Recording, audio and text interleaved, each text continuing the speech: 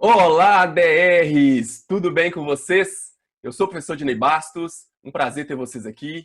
E hoje nós teremos o DR com o TST, onde nós receberemos e bateremos um papo aqui com o juiz do trabalho, Gedson, e vamos discutir aqui uma notícia que está, inclusive, no site do TST, do dia 18 de maio agora de 2020, em que a sexta turma deu uma decisão bem interessante. Vamos conversar sobre ela. Ok? Se esse assunto é do seu interesse, vem para o DR!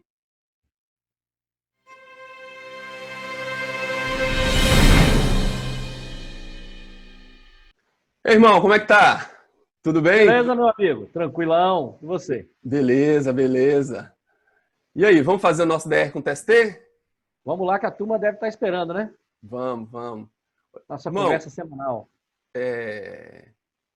Gedson, é o seguinte, dia 18 desse mês agora de maio, o TST parece que soltou uma notícia muito interessante, né, relacionada à, à questão da confissão, da falta do reclamante em audiência, quando ocorre ou não ocorre confissão, relacionado ao atestado.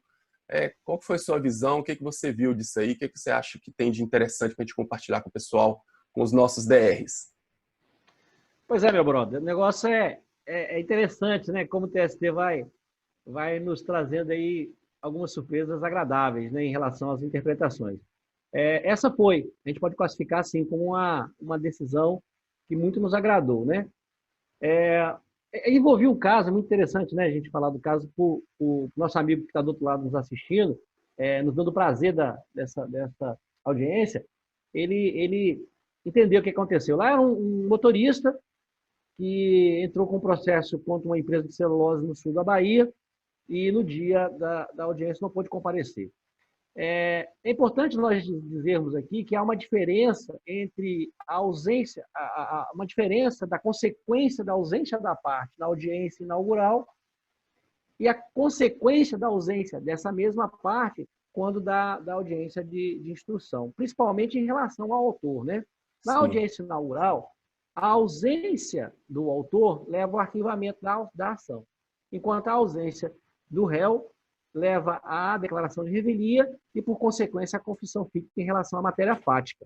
sim, Já na audiência de instrução, ou para alguns, como preferem, a audiência em prosseguimento, que a audiência seria uma só, pela CLT, a ausência do réu já não se fala mais em revelia, porque há a presunção de que se tem uma audiência de instrução, o réu apresentou defesa, e a revelia é engraçado porque a notícia fala isso, né, que o TST afastou a revelia do autor. Não tem revelia do autor, né? É uma tecnia aí, mas é comum um pouco nas notícias do TST e o acordo deve corrigir isso.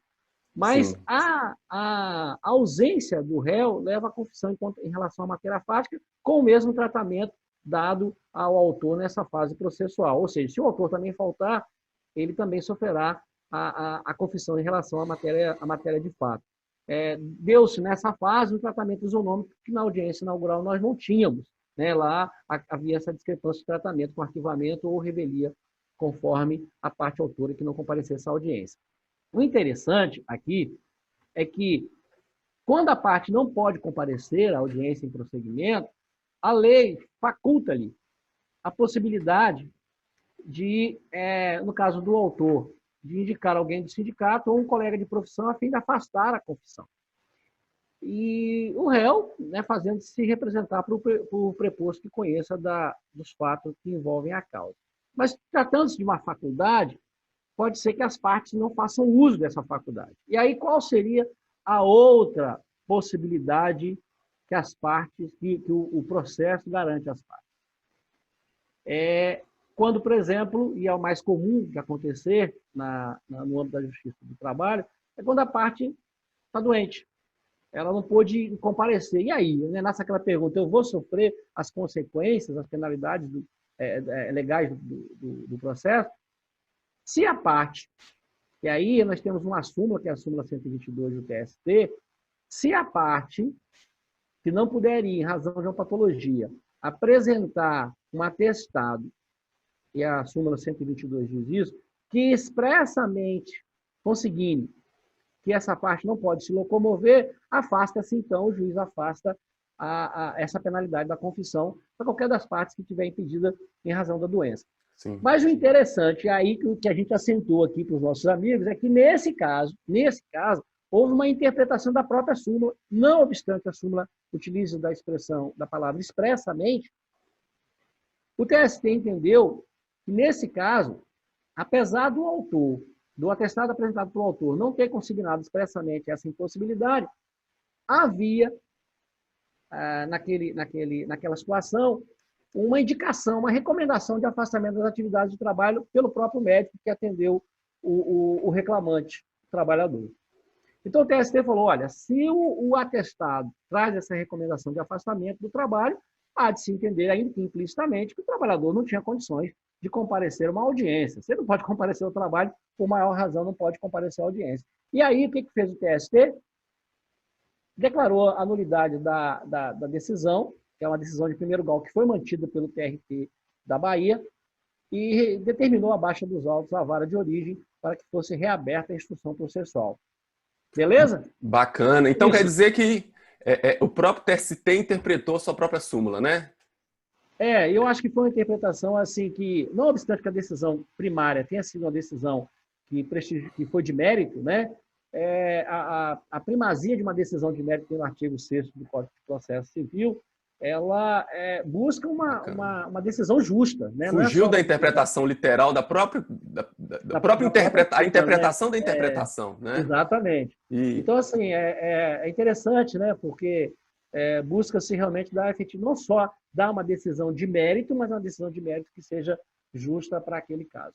Meu amigo, mas eu acho que é importante, isso foi uma decisão da 6ª turma, né? Então, é importante ressaltar que isso não é jurisprudência pacífica do TST, isso na verdade, um precedente que é importante, é relevante, mas isso não significa que o TST pense assim de forma unânime ou de forma majoritária, não é isso? Até porque a discussão pode ser levada por meio de embargos para a SDI, né?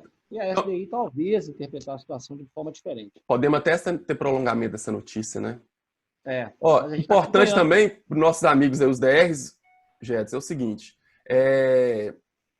como né, nós somos o DR, o Direito em Resumo, é importante resumir então que, olhando para esse precedente, a única hipótese que nós teríamos a confissão aplicada ao reclamante seria a hipótese dele ou não apresentar o atestado médico, né, ou ele apresentando o atestado médico não possa, mesmo que implicitamente, ser captado desse atestado que ele tinha a impossibilidade de locomoção.